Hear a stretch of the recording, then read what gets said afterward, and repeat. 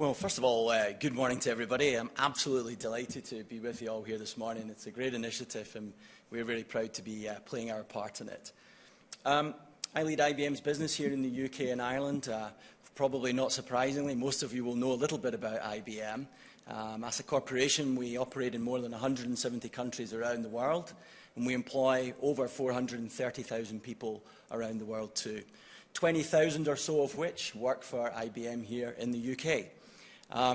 We also are well known for a lot of the products that we have invented in the process of computing, and many of them were shown up there today. You know, all of you today at some point, and even sitting right here, are actually interacting with IBM. So whether you took money out of the cash machine this morning, whether you listened to a weather report, or whether you paid the congestion charge even, you will have been interacting with IBM technology. And in fact, as we sit here right now, the skies above us right now are protected by a system that was designed, developed, and uses IBM technology and is maintained by IBM also. So we're all interacting with IBM as we sit here, so thank you for your interaction. We aren't just a large IT consulting and technology company. We also spend a huge amount of money on R&D, and every year we spend in excess of $6 billion on R&D alone. And we're very fortunate in the UK to have Europe's largest software development lab in Hursley down in Hampshire, and we're very proud of that. Now, cloud. What would I say about cloud? Well, I'll say one thing, which is cloud isn't rocket science. It really isn't. But it is computer science. And I think I would also argue that over the 100 years of IBM's existence, nobody has done more for the advancement of the science of computing than the IBM company. At IBM, we bring together lots of different key cloud technologies. We have deep process knowledge, we have a broad portfolio of cloud solutions, and a network of global delivery centers. And we're also working with more than 1,000 business partners in cloud computing projects all around the world right now. Cloud is definitely core to our strategic initiatives, and we expect it to deliver more than $7 billion worth of revenue by the end of 2015 in hardware, software, and services. Now, over the last decade, we've all seen the convergence of the physical world, the digital world, and information technology. It's happened all around us. And this has enabled a shift in how technology can be exploited for innovation, for growth, and yes, of course, for cost efficiencies. But the lines are completely blurred now. It's really difficult to tell where the front office ends and the back office begins. And today, technology is now at the strategic center of business and right at the top of every industry's leadership agenda. Now, couple all of this with more recent phenomena such as mobility, social media, and big data, and you play straight to where cloud can enable this new era of customer and citizen service. Research that we've conducted with the Economist Intelligence Unit reveals that the number of enterprises turning to cloud will double in the next 3 years alone. And that research also showed that those businesses that embrace the power of cloud will have a significant advantage in the race to creating new markets and new revenue streams. There's no doubt that cloud is fundamentally changing business models beyond just simple cost efficiencies.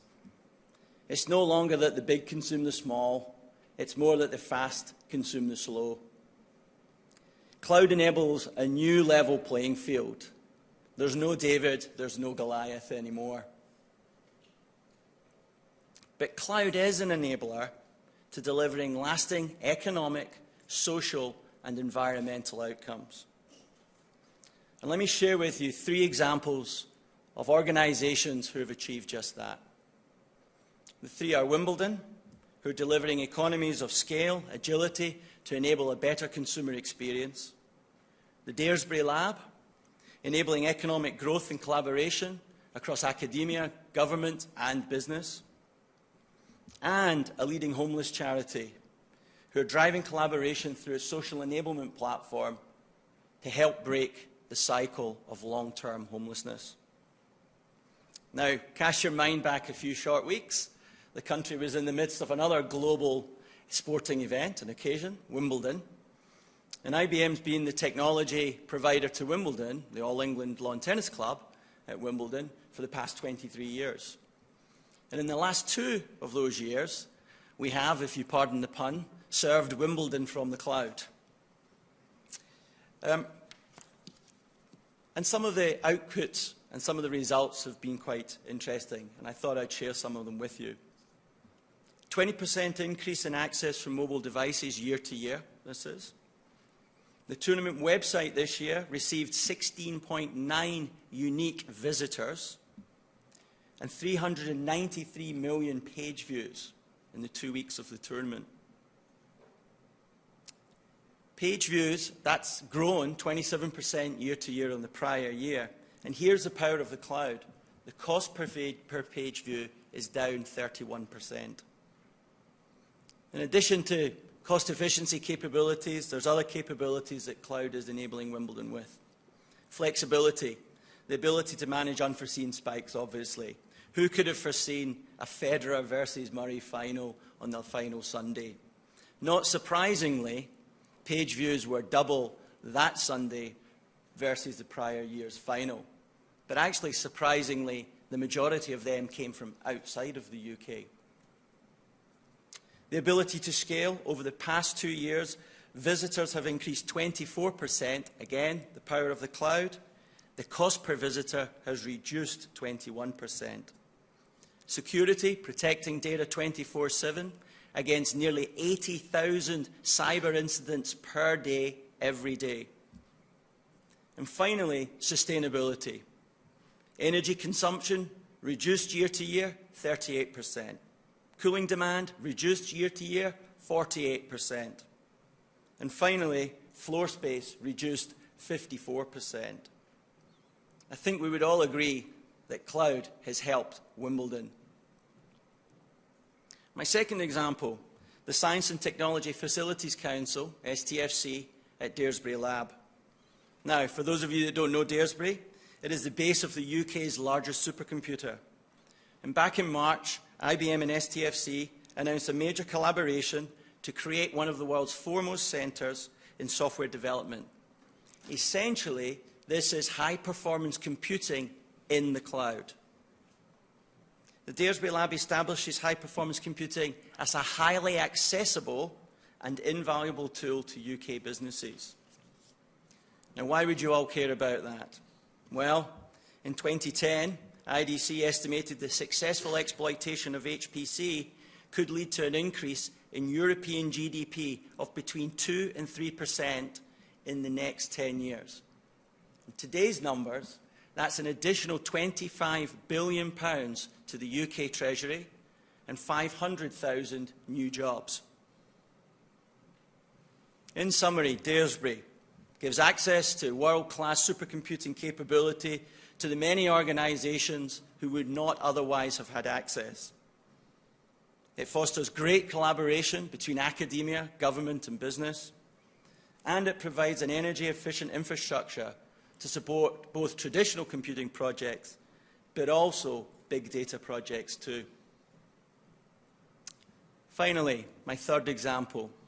I'm personally involved with a homeless charity here in the UK.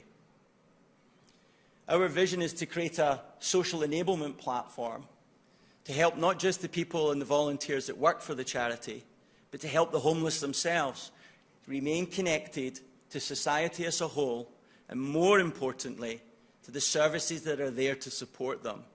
That is the key to breaking long-term homelessness. So there you are, a few examples of 3 organisations who have put cloud and embraced cloud within their business models and have changed and shifted what they do as a result in order to enable themselves to thrive not just now, but also in the future.